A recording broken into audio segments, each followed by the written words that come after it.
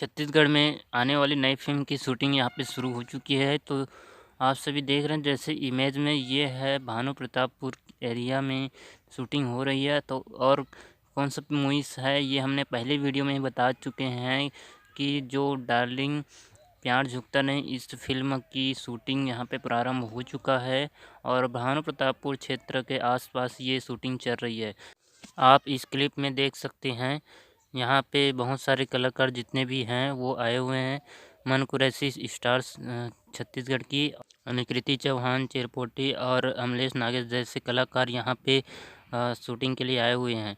तो चलिए video clip तो शूटिंग कैसे हो रही है छोटी सी वीडियो क्लिप हमने क्लिक किए हैं तो उसको देखते हैं। चलिए आगे।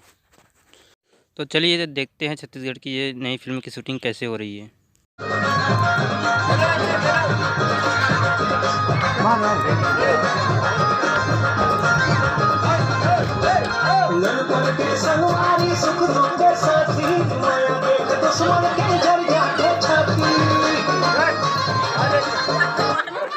भवानी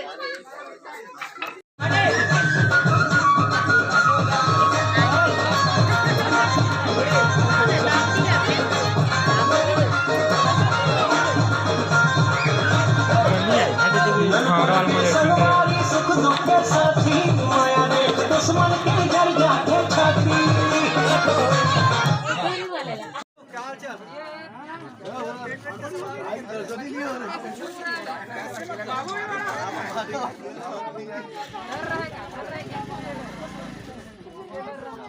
मस्त लग रहा है यार